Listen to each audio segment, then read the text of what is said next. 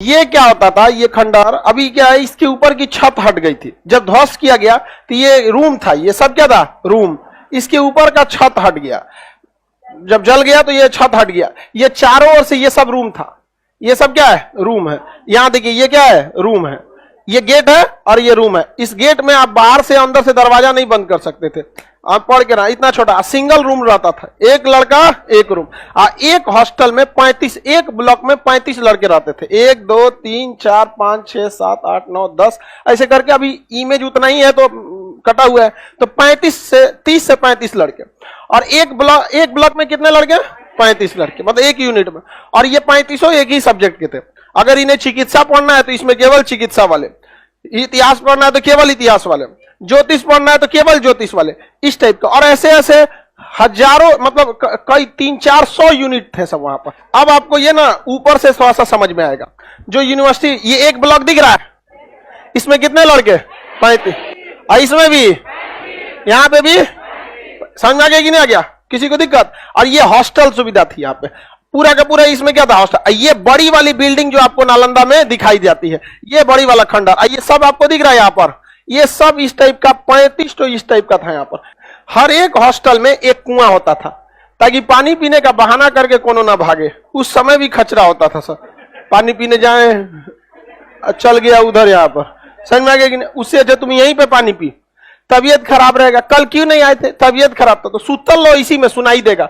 समझ में आ गया कि नहीं आ गया। तो यहां पर जो था आपका क्या रहता था, कुआं रहता था। यहां पर अपना ध्यान करते थे लोग, क्या करते थे, ध्यान करते। इसमें एक तो गोल रहता है, एक तो चौकोर रहता है। तो इसमें देखिएगा, एक इस वाले पे क्या करेंगे लोग, ध्यान करेंगे लोग। और यहाँ जो है, ये कोई बहुत बड़ा टीचर या बहुत बड़ा बौद्ध भिक्षुक अगर उसकी मृत्यु होती थी तो उसकी अस्थियों को जलाकर उसकी अस्थियों को यहाँ रख के स्तूप बना दिया जाता था, छोटा मोटा स्तूप। बड़का तो महात्मा बुद्ध बराबर तो बनाएगा नहीं यहाँ पर। तो यहाँ पर या तो ध्यान कीजिए, और कुछ क्या बने हुए थे, टीचर वगैरह लोग के स्तूप, जो फेमस टीचर थे, बस उन्हीं लोग के क्या बने होते थे, स्तूप बने होते थे। ये एक यूनिट दिख रहा है ना, इसमें कितने लड़के रहेंगे, 35 लड़का रहेंगे। यहाँ पे ये खाना बनाने की भी व्यवस्था थी। यहाँ पे चूल्हे में क्या बना सकते थे, खाना बना सकते थे अपना। हाँ, हर ब्लॉक का खाना अलग बनता था। समझ में आ गया कि नहीं आ गया। लगभग 200 से 250 गांव जो थे राजगीर के आसपास के, वहां से जो टैक्स कलेक्ट किया जाता था, उसकी जिम्मेदारी इसी स्कूल के प्रिंसिपल की थी। तो प्रिंसिपल लगभग 200 से 250 गांव का टैक्स को कलेक्ट करता था, और उससे जो पैसा चलता था यहाँ विद्यालय में दिया जाता था। 2 टाइम खाना यहाँ पे विद्यालय में मिलता था, 2 टाइम बस। यहाँ पर अभी भी तो आप लोग 2 टाइम खाते होंगे, एक 12 बजे के आसपास, एक के बाद रात में। और रात में यहाँ पर जो, यहाँ देखिए रूम में घुस गए, यहाँ लकड़ी का दरवाजा होता था, लेकिन कुंडी नहीं, छत लगा था। बख्तियार खिलजिया उड़ा दिया, ध्वस्त कर दिया, तो कहां से मिलेगा अब आपको, नहीं ना मिल पाएगा। और यह आग लगभग 6 महीने जली थी, जिसके रीजन है 6 महीने। जब भी आदमी बोलता है ना आग लगी थी, ये तो घटना एकदम गलत है, नहीं कर, मतलब गलत इन द सेंस, घटना सही है, ये कृत्य गलत है। किसी विद्यालय को नहीं जलाना चाहिए। इतना समय इसलिए लग गया क्योंकि उस समय कागज नहीं हुआ करता था, पांडुलिपि होती थी, मोटे मोटे कागज, लकड़ी के छाल पर लिखा जाता था, जिसे जलने में समय लग गया। तो आप लोग ये मत सोचिएगा कि बहुत कितना बड़ा किताब, अगर आज का कागज रहेगा, लाइब्रेरी जलाइएगा, फट से जल जाएगा। तो आज के समय जितना पतला कागज नहीं था, पांडुलिपि मोटा रहता था, पेड़ के छाल पे लिखा रहता, उसे जलने में तो टाइम लगेगा ही लगेंगे। समझ में आ गया ना। यहाँ पर अब इसमें देखिएगा, यहाँ पे ना एक मोखा रहता था, इसमें ना शुद्ध देसी घी का दिया जलता था, और उसी दिया के नीचे ये लोग बैठ के पढ़ते थे। और जो सीनियर स्टूडेंट रहते थे, उनके पास एक अलग से छोटा सा, इसी कमरे से अलग अटैच करके एक छोटा सा गुफा टाइप का रहता था, उसमें घुस के वो ध्यान करते थे योग के मुद्रा में। यहाँ पर यही खाना बनाने की व्यवस्था थी। इसी में क्या रहता था, कुआं रहता था, यहाँ पे पानी पीते थे। और ये आप देख रहे होंगे, यहाँ एक सीढ़ी बना हुआ है, ये क्या है, सीढ़ी। और इसके बाद यहाँ पे आपको ना सिंहासन टाइप का कुछ दिखेगा, इस टाइप कुर्सी टाइप का दिख रहा है। जो टीचर आएंगे वो क्या होंगे, यहां से चढ़ेंगे सीढ़ी पे। अभी देखो हमारा सीढ़ी बना है ना, सीढ़ी चढ़ गए। अब यहाँ पढ़ाने के टाइम पे ये उनका क्या हो गया, स्टेज। अब बैठने के लिए क्या हो गया, कुर्सी। तो यहीं पे बैठ के क्या करते थे, टीचर पढ़ाते थे। अब बाकी सारा स्टूडेंट इसी यहाँ पे जमीन पे बैठ के पढ़ता था, लाइन से जमीन। हाँ, जैसे तुम लोग पढ़ रहे हैं। और बाकी जिनका जितना दिनाए, खजुआ, चेचक, फोड़ा, फुंसी, बेहोश होने वाला जितना रहता था, सब अपने रूमे में बैठ के पढ़ो। यहाँ पे रूम में बैठ के टुकु टुकु देखते रहो। हाँ, वो ऑनलाइन हो गया। समझ में आ गया कि नहीं आ गया, क्यों जला दिया। देखिए, बौद्ध धर्म से उन लोगों को काफी ज्यादा दुश्मनी था। और जब भी देखा कि यहाँ इतने बड़े विद्वान हैं, घुसा यूनिवर्सिटी में तो देखा एक तो जरतुआ है कि हमारे पास ऐसा चीज क्यों नहीं है, और दूसरा कि जो शिक्षक रहेगा ना उसको ज्यादा फर्क नहीं पड़ता है कि आप राजा हैं या क्या हैं, हमारे यहाँ की परंपरा है। समझ में आ गया कि नहीं? भगवान राम जी भी जो थे, कृष्ण भगवान भी थे, तो वो भी जाते थे लोग शिक्षक के पास। समझ में आ गया? तो भारत की तो संस्कृति रही, अर्जुन जैसा धनुर्धर भी जाके द्रोणाचार्य के पास दंडवत होता था।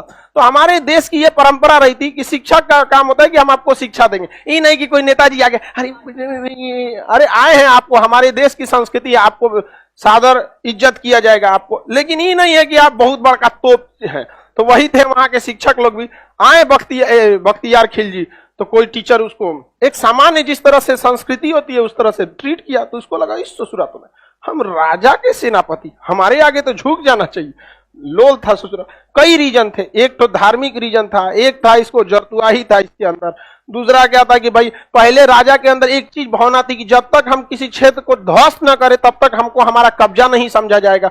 समझ में आ गया? ऐसा ही हमला कर देते थे सब। तो ये समझ में आ गया कि नहीं?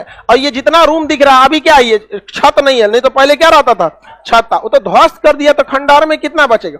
अब इसमें क्या होता है ना कि जब आप खुद जाइएगा घूमने ना इसमें, तो समझे में नहीं आएगा क्या है, बहुत बड़ा रहता है। तो जब तक उसको इस टाइप से नहीं देखिएगा ये वाला, तब तक आपको समझ में नहीं आएगा। और आपको कौन सी बिल्डिंग दिखाई देती है? ये वाला। घुसते सबसे पहले यही बिल्डिंग दिखाई देगा। ये 3-4 राजाओं ने मिलकर एकदम क्या कर दिया है, ऊपर कर दिया, बना दिया। यहाँ पर किसी को कोई दिक्कत नहीं ना। ये सबसे महान उस समय के जो प्रिंसिपल आचार्य थे उनका स्तूपा यहाँ पर है, तो जो सबसे महान थे उनका सबसे ऊंचा रहेगा। बाकी जो छोटा छोटा था, कोई टीचर, कोई प्रिंसिपल, कोई विदेशी यात्री, कोई बहुत बढ़िया स्टूडेंट रहा, तो उसका यहाँ पे जगह दे दिया जाता था। बाकी को शमशान में ले जाकर भूख दो, सबको जगह दे दीजिएगा जी। आप सबका समाधि बना दीजिएगा तो समाधि का तो मतलब है खत्म हो जाएगा, सबका नहीं ना हो जाएगा। और ये ब्लॉक समझ में आ गया कि नहीं आ गया? यहाँ पर पूरा, और हर ब्लॉक में अपना एक यूनिवर्सिटी क्या होता था, पुस्तकालय होता था हर ब्लॉक का अपना।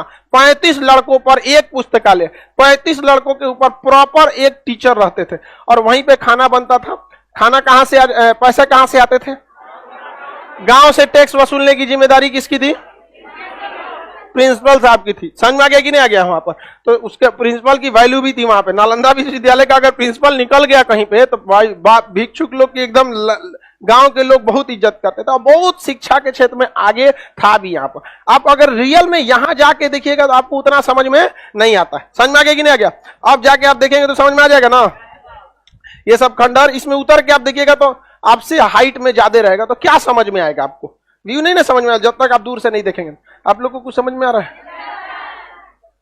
यही जानकारी के लिए, बाकी घूमने के लिए आप जाइए वहां पे, और क्या मिलेगा आपको? खेत खलियान, हरियाली बहुत ज्यादा मिलेगी। योग का कुछ जगह मिलेगा जहां योग होगा। एक कॉमन पुस्तकालय मिलेगा, जो राजा आया कुछ ना कुछ इसको दिया, कोई अलग से बड़ा सा कुआं खोदवा दिया, कोई पुस्तकालय बना दिया, कोई रहने के लिए व्यवस्था दे दिया। अब यहाँ पे दिख रहा है ये सब किसके लिए रहने के लिए था? स्टूडेंट। अब थोड़ा सा ये बाहर निकला हुआ है, दिख रहा है? ये गेट था, और यहाँ शिक्षक लोग के भी रहने के थोड़ा सा अलग व्यवस्था थी शिक्षक के लिए। अब बाकी शिक्षक लोग के लिए ये वाली बिल्डिंग थी, यहाँ ये लोग अपनी मीटिंग वगैरह करते थे लोग। अब बहुत बेहतरीन ढंग से पढ़ाई होती है। आज भी कोई यूनिवर्सिटी इतना व्यवस्थित ढंग से नहीं है। पटना यूनिवर्सिटी की तो बातें नहीं है। आजकल आप किसी यूनिवर्सिटी के डीन से बात कीजिएगा या वाइस चांसलर से, तो अपने आप को पता नहीं क्यों इतना अजीब सा समझता है। एगो बोले बस बातें ना सुनेंगे ध्यान से। आप कोई जरूरी है बॉम्बे से ध्वस्त करेगा? आपका घर कहाँ है? छबरा, दरभंगा। यहां से 10 गो लड़कन को ले जाइए, अभी प्रैक्टिकल करके दिखाएगा सब। दरवाजा उखाड़ देगा सब इधर उधर, तो हो जाएगा वहां पे। अपना चीज रहे तब ना नहीं बचा के करता। अभी आपको दे दिया जाएगा पाकिस्तान का कराची यूनिवर्सिटी ध्वस्त करने के लिए। हाँ, एक पाकिस्तान में एक यूनिवर्सिटी है मुजफ्फराबाद, उसमें केवल आतंकवादी एडमिशन ले सकते हैं। और अगर आपको दे दिया जाए महज 24 घंटा कि यूनिवर्सिटी ध्वस्त करना है, तो क्या कीजिएगा? वो सोचा कुछ ढकेलो के तूर देगा आदमी। सोचा तूने आतंकवाद, क्योंकि वहां से जो भी पास आउट होगा नौकरी कहां लेगा? भारत में। यहाँ के बम फोड़ेगा। ये हम लोग के धरोहर हैं, आपको पता होना चाहिए। केवल इसलिए नहीं कि खंडहर दिखा सके। ये खंडहर जो आपको दिखाई देता है फोटो, ऊंची सी बिल्डिंग, वो पढ़ाई वाली नहीं थी, वो क्या थी? स्तूप थी। आपको सबसे ज्यादा नालंदा का जैसे नालंदा लिखिएगा सबसे पहले वही में जाता, ये वाला। ये वाला, ये तो स्तूप रहा है। अलग अलग शासकों ने अलग अलग समय बनाया, कोई नीचे वाला बनाया, कौन और शासक है तो और ऊंचा बना दिया, कौन और है और ऊंचा बना दिया, लेकिन लंबा करके रख दिया। यहाँ स्तूप था यहाँ पर, समझ में आ गया कि नहीं। और बौद्ध भिक्षुक लोग आते हैं यहाँ से मिट्टी लेके जाते हैं अपने गांव में,